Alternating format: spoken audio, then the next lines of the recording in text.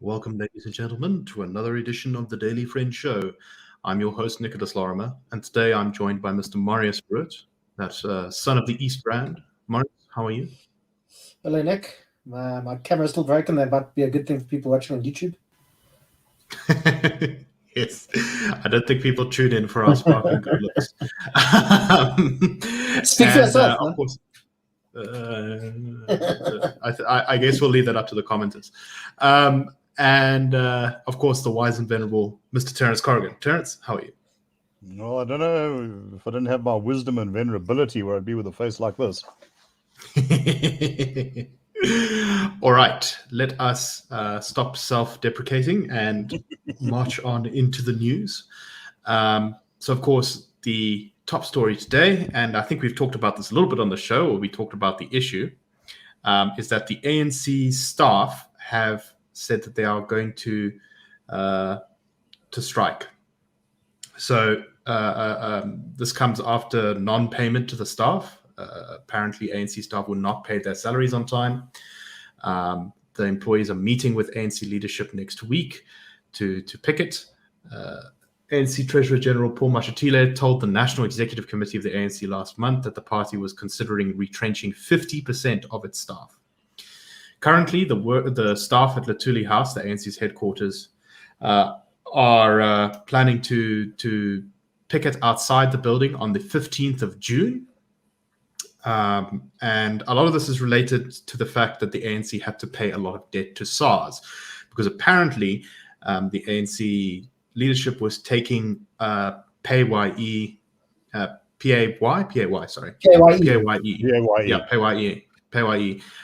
from their staff salaries, but not actually paying it to SARS. So SARS approached the ANC with this massive tax bill and said, guys, you need to pay up. And once it became public knowledge, the ANC said they would have to pay it.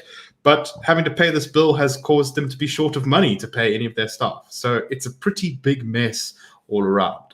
There's also accusations that the pension fund of the ANC staff members has been tampered with. So there's a large number of complaints that these ANC staff members have. And Marius, let me start with you. What should we make of this? Is this a big deal? Or is this not really a big deal? I think it's a big deal, and it's not a big deal. Obviously, it's a big deal for the 50% of ANC staff who might lose their jobs, and it's not great for them. But also tells you a lot about the ANC. The ANC can barely manage its own affairs. Now wants to manage the entire country's affairs. And it also shows you, the hypocrisy within the ANC. If there was a private company that said they're going to retrench 50% of their workers and they hadn't paid their PAYE and had been messing around with the pension fund, I'm sure if it was a well-known company or big enough company, we'd see picketing out the streets and you'd be talking about the awful capitalists and how horrible they are and all this kind of thing. But, I think there's also, and we're also going to talk about it a bit later, I think, is where reality meets ideology. And obviously the reality of the ANC having no money has bashed into its, I don't even call it, socialist ideology, because the ANC, I don't think they really have an ideology anymore, actually. I think the main reason for the ANC's existence is to remain in power now, I think. But it all, as I said, just shows you the hypocrisy of the ANC. Another example was Thandi Modise with that horrible issue with the pigs and the livestock on a farm who died. And apparently the reason those animals died was because the person she'd employed to look after animals, he was getting paid something like 20 Rand a day. And the poor man just decided he couldn't survive on that anymore. And he, just absconded. It's not great that the poor animals died, but the guy probably didn't have enough to flip and feed himself. So, and we all know 20 Rand or whatever it was. I can't remember the exact amount, but I think it was somewhere around there. He was definitely getting paid far less than the minimum wage. And the poor man, he didn't really have a option at the end of the day. And as I said, I think this just is a microcosm of how the ANC runs the country, how it runs its own affairs. And just the fact, it didn't pay over PAYE, which I think is a criminal offense. Is messing around with people's pension funds. And we've known that the ANC sometimes thinks it's a law unto itself. I remember there's an anecdote or an incident from a couple of years ago. The ANC had imported a whole bunch of T-shirts, I think it was, from China, ANC T-shirts. And this is apparently part of the reason why there's meddling started within SARS, because they had to pay a significant amount of import duty. I think it might have been the millions. So somebody high up in the ANC phone SARS says, please, can't you guys make this import duty go away? and the commissioner, I think it might have been Ivan Pillay or somebody, said, no, sorry, we can't do that. You guys have to, fulfill your tax obligations. And that's apparently one of the reasons things started going wrong at SARS. So, yeah, I mean, as I say, it's a micro and a macro issue. And I think, I feel the worst is, I think, probably people who might lose their jobs that work for the ANC, and probably a lot of them are quite dedicated to the cause and stuff. So I feel quite sorry for these people who probably, really believe in the ANC. Now the ANC is going to, leave them without an income. So Terence, my question to you is this. Firstly, I mean, do you have any comment on what Marius has said? But also, it's a very strange position for a party that's been in power for sort of 20-ish years to be short of funds. Generally speaking, when a political party is in power, even if it's not corrupt and siphoning funds directly, it's often able to solicit donations pretty easily because people want to be close to power. It's usually got a lot of supporters who can give it some financial support.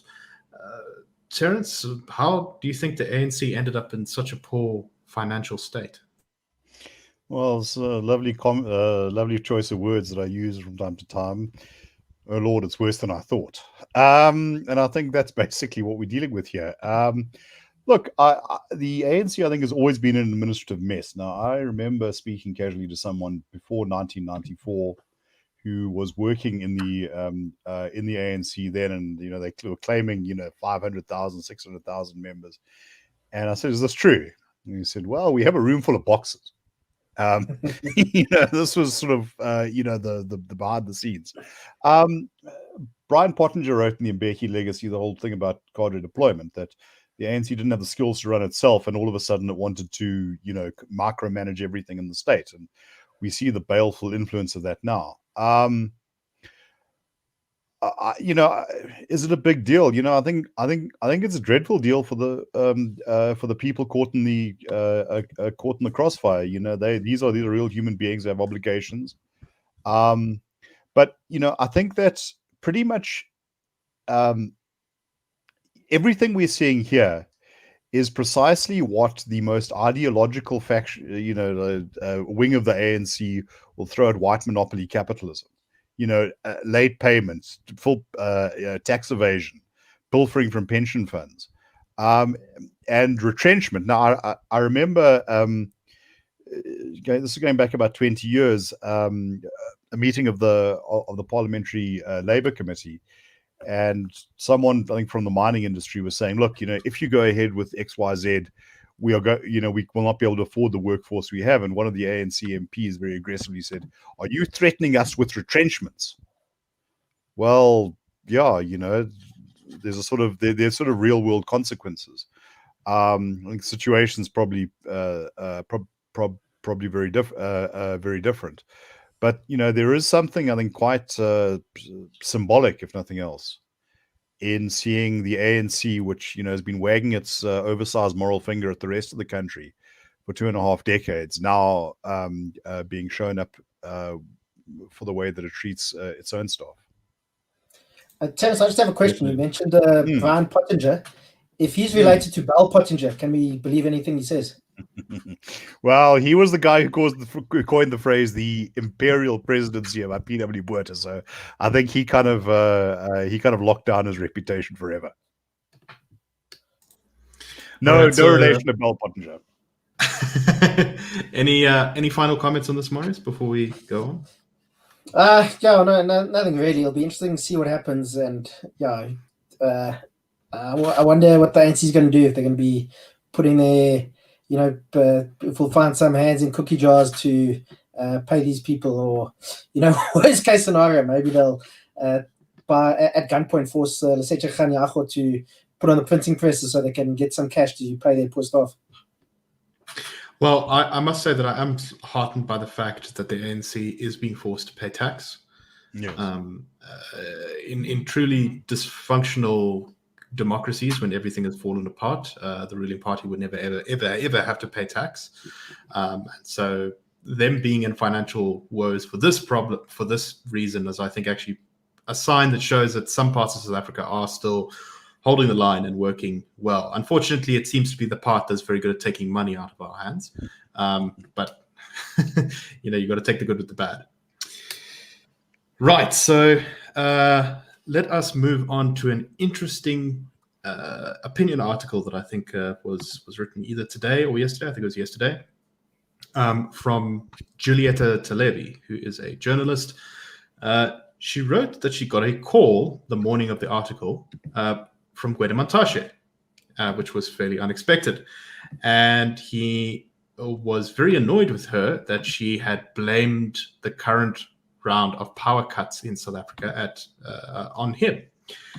He went on to say that he was that one of the main points she criticized in his approach was that he hadn't allowed a raising of the cap for what individual companies could generate for themselves. So currently in South African law, let's say a mine or a business is not allowed to generate more than, I think it is 10 megawatts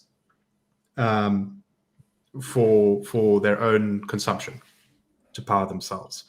A lot of businesses, particularly mines, have been calling for that cap to be raised to 50 megawatts so that they can generate their own electricity, avoid taking from the grid, and also avoid the problems caused by load shedding, which causes a lot of issues for them. Mantashe was very annoyed by this. He said, hindsight is perfect science, according to Nick, I think we should just point out that today Sir Ramaphosa did say that they're going to amend that. Well, we'll get onto that in a second. Yeah. We'll get onto that in a second, right? Mantashe apparently told her that hindsight is perfect science and that we can't just have a free-for-all. And he also went on to say that there had been a Dear SA petition, which had been signed by 10,000 people showing overwhelming support for keeping the cap at 10 megawatts and that the market wasn't ready for 50 megawatts. So, Terence, what should we make of the minister's thoughts here about his reasonings for not lifting the cap? I unfortunately, whenever Gwede Mantashe speaks, I can't help thinking of the word hazenile. That we have mountains of this non-existent mineral. Look, I would like someone to explain to me, and perhaps there's a viewer who can, why there would be resistance to raising that cap given the shortage of power being generated by Eskom. This comes across to me, and I must confess to being something of a layman here, as being a sort of a desperate and cynical attempt to retain either retain generation with the state monopoly, or perhaps, and I think someone suggested this, either Business Day or the Financial Mail, that this has a lot to do with licensing. That if you keep those amounts relatively small, you get to hand out more licenses, and there exist a lot more opportunities to cut selected people in. Now, if this is the case, then this would rank alongside COVID procurement in its sheer venality.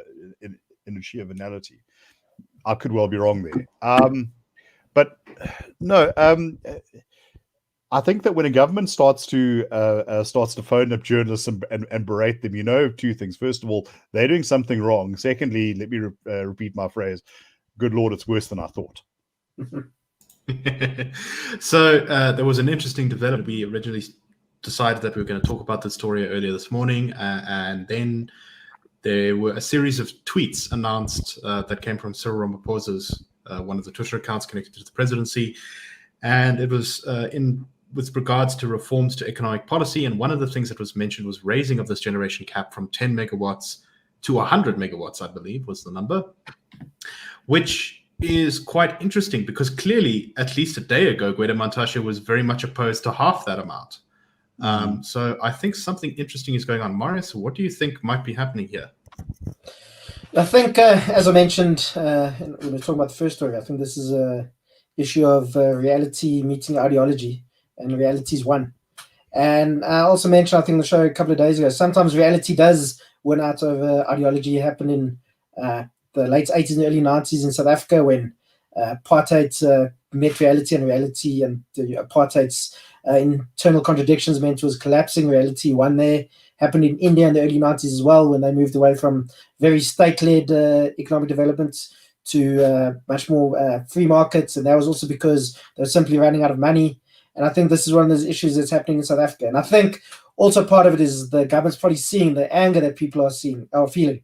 I mean, you just look on social media and Twitter, everybody, even people who, until a couple of weeks ago were telling us how amazing Cyril Ramaphosa is, are starting to complain. And, I think there's real anger out there because, it's one thing, people can put up with a lot of things, but if you don't have any electricity in the middle of winter, and it's been a very cold winter so far, at least up here in Gauteng, I think people are starting to get really pissed off. And I mean, I'm talking about it's been really cold for me who lives in a formal house and so on. It's much worse for people who live in informal housing and so on. But I think just a point to make, I think this is very good news for South Africa. But I want to read a tweet from a guy called Ray Mchlaka. He's a Daily Maverick journalist. He says, I don't mean to be a Debbie Downer. I'm struggling to celebrate Ramaphosa's 100 megawatt announcement. It took us 13 years of blackout to get to this point. Since then, so much avoidable economic and human development potential has been lost. The loss is too big to audit or quantify. And I think that's quite a profound point. There's been so much damage done to the economy. So much has been lost. The economy could have been so much bigger if we'd done the right things. And just a small thing like, just allowing people to have bigger grids or whatever. But instead, we've been carrying on down the same path that doesn't work. I mean, I think it was Albert Einstein who said the definition of insanity is doing the same thing and expecting a different result each time. And that's exactly what happens in South Africa, whether it's energy policy, whether it's BE policy, whether it's labor policy, whether it's education policy, whatever the case is.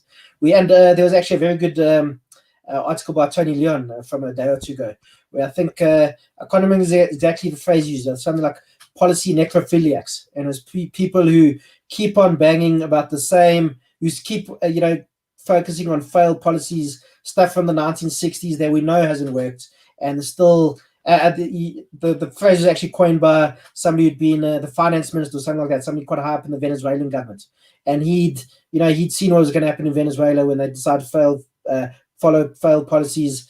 And we all know the tragedy of Venezuela, gone from being the richest country in South America to being poorer than Haiti, probably one of the biggest movements of human beings in the past 50 or 60 years, with so many people leaving Venezuela. And South Africa, I mean, this is a green shoot, but we also, I think, a lot of signs are pointing us to perhaps going down the Venezuela path. But this is one of those small green shoots, and maybe finally the new dawns. Yeah, I mean, I don't think it is, but maybe there is actually light at the end of the tunnel, and maybe that light isn't an 18-wheeler. Maybe it is actually a dawn. Yeah, so I think that's pretty much right. I do think that there've been very few achievements in the Ramaphosa presidency, but if indeed this policy does go ahead, it'll be a pretty good sign. There's also, I think, a report coming out now that one of our colleagues talked about yesterday that I haven't looked into properly, that Eskom's debt has been reduced slightly. It's still massive, but it's not growing, which is a very good thing. And so that would perhaps suggest that Andre de Ruyter is doing a better job than perhaps it at first seemed. Although that's still, I think the jury is still very much out on that. But so this is definitely a good thing, but I do fear that there will be a lack of implementation. So I'll give you an example. I know that when it comes to exploration licenses in mining, to find new minerals, to open a new mine, investors complained that you needed to have BEE compliance in order to even just explore for minerals. The Minister of Mineral Resources said a couple of times in public that this would be changed and that you would be able to apply for an exploration license without having to be BEE compliant. And yet, repeatedly, that doesn't seem to have happened. The department has stuck by its guns, despite the public pronouncements of the minister. So one does fear that may be the case here, that there might just simply be non-implementation of Cyril's announced change in policy. Terence, do you think that's a legitimate fear, or do you think I'm being too much of a Debbie Downer? No, I think that even for those who were Cyril philiacs at one stage, there has been a large bucket of winter ice cold water poured over them. I don't think much in his career bears out the idea that he was going to be a reformer. I don't think he's shown one. I think that Marius is correct. This is a case of reality coming home to bite. The problem is that I think that ideology will stage a fight back, and to tweet something is one thing. To actually then put it into practice becomes something else. And I fear that by the time we get there, years will have elapsed, and it'll probably come with so many onerous conditions. You mentioned empowerment legislation or whatever, that it will swamp out much of the good that it may have done. That is my fear. I saw somebody on Twitter said, wait for Nkosazana Dlamini Zuma's press conference tomorrow when she says the threshold's actually been raised to 1.1 megawatts, not to 100 megawatts. so maybe hold their horses. Yeah, no, I think that's right. But still, good news. Let's hope that there is follow through on it. Yeah, I think it's also important to give credit when credit is due.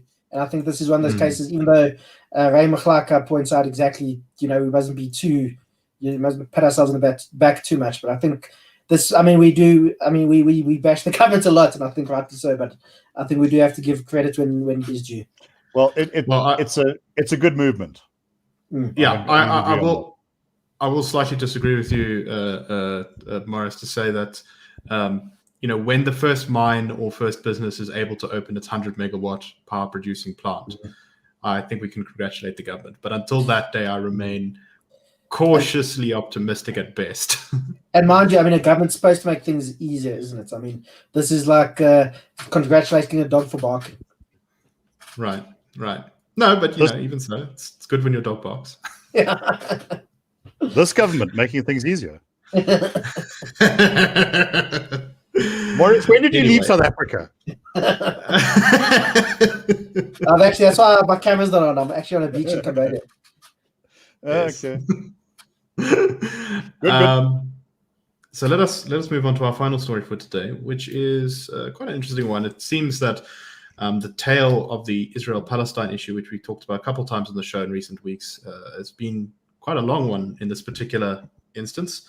A Gauteng teacher called Sudesh Mulu, who's I think from Centurion, claims that he has been fired from the school that he taught at as a Afrikaans and history teacher, because he put in his WhatsApp status, "I am not anti-Palestine, but I am anti-Hamas. I stand with Israel." He says that he got a number of messages criticizing him and threatening him and his family. Someone accused him of being a pedophile and a supporter of apartheid. And then allegedly he received a WhatsApp message from a local community resident, which announced that he had been fired.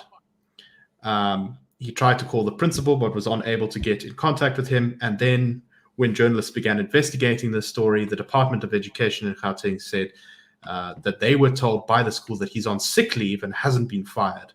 It's a little bit unclear what's going on. Maybe the school put him on sick leave, claimed that they had fired him, and is going to quietly bring him back at some point. It's all a bit confusing. Terence, your thoughts on this?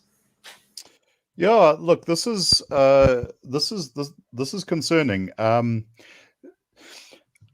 Both because I think it shows how polarizing and how, I don't know, irrational and emotive responses to this particular geopolitical situation are. There's nothing that this guy said that was that I think was incendiary or intemperate or outside the bounds of civilized conversation. There's all sorts of little things you can get to put on your Facebook thing. I stand with so and so. I stand with so and so. You can get the Israeli or the Palestinian version. I'm sure there's a Hamas specific version. So he expresses a view, from everything I can tell, as a private citizen, and that's something he has every right to do. Now, then he is by his own testimony fired by a state school. Now, what lends me to believe that his account is correct is because a relative of his is quoted in one of these pieces saying that he and his wife are struggling to make ends meet, which suggests there's no paycheck coming. If it was sick leave, there would still be money. And if he was dismissed via a WhatsApp, I mean, the whole situation, I think, well, first of all, it defends constitutional guarantees of his right to behave as a citizen of a constitutional democracy. But secondly, this is appalling ideological behavior on the part of a state institution. And here's the interesting thing: there's been some cackling about this from within the BDS crowd. That yes, if you stand with Israel, it's like standing with Nazi Germany. You must expect consequences and that sort of thing. Yeah, okay. But South African education has been consciously politicized for decades. SADTU came out guns blazing, opposing Israel. They participated in Israeli anti-apartheid week. About a couple of years ago, Bladen Zamandi was addressing a SADTU conference and said teachers must use their influence to spread socialism. So the idea that you are going to take action against this one hitherto unknown teacher with 25 years experience, for making a personal statement of his political beliefs, which, I think he's an evangelical Christian. I think this comes from the belief that Israel has a particular role in God's plan or whatever, which I might not agree with. But, once again, this is also kind of a religious thing.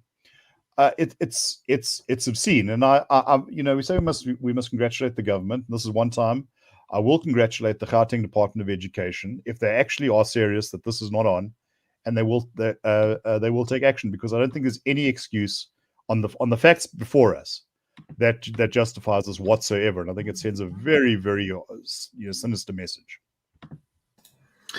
And look at that. They said that there's no good news on the Daily Friend, and here we are congratulating the government 2 stories in a row. 66% good news. There we go. So if we can just get another 16%, Claudia Motsoeneng would approve. Yes, there we go. Marius, your thoughts on this issue?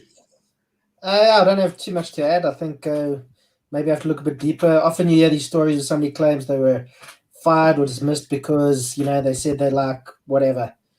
They said they support the DA, but then it comes out that they were actually, harassing people sexually or something. So, but if we take this at face value, then it's definitely, the school's definitely made a mistake, and kudos to the Gauteng Department of Education for, standing up for this guy. And I just had an anecdote. My late mother was a teacher, and she would tell me how sometimes the headmaster and some of the teachers would arrive at school in ANC regalia. A couple of times, the teachers didn't arrive for their lessons because they'd gone to a SADTU meeting, during ordinary school hours. So yeah, it's a bit, as Terence says, it's a bit rich for the government to complain about politics being in schools. I personally don't think there is a place for politics in schools. I think that should be left for outside, and I think teachers must try to be as even-handed as possible. So yeah, let's hope this guy gets reinstated. If everything is, if his version is the correct one, then let's hope he gets his job back and gets paid back pay if he wasn't getting paid, which it sounds like is the case. Yeah, no, I agree 100%. No politics in schools, but unfortunately, as I say, we've passed the sort of point of no return on that. So even if this guy was speaking as a teacher, but my understanding is that he was not. However, yes, to get our education system out of the dysfunctionality, we do need to encourage professionalism, not politicization. So Marius is entirely correct there. Yeah, I do think that this also, as you said before the show, Terence, this is an example of kind of cancel culture and the way that social media has made us all kind of in the public eye at all times. So some people don't even know what a WhatsApp status is. I never put up one myself, but it's not a terribly intrusive thing. It's not exactly like he was putting on an Israeli t-shirt, a pro-Israel t-shirt, running around the school handing out pamphlets. And yet it seems to have provoked some sort of outrage. So very concerning. That is going to be a much bigger problem, of course, to tackle, but we do our best to deal with that as it comes. And yeah, that is all the time we have for today. So thank you very much for listening. We hope that you enjoyed the show. Please check out our episode yesterday with Dr. Anthea Jeffrey and Dr. Frans Cornier, talking about the latest on expropriation without compensation and our efforts to fight back against it, which are very important. for maintaining prosperity and freedom in South Africa. Anyway, we will see you next week. Have a wonderful weekend, and keep the flag of liberty flying. Cheers, everyone.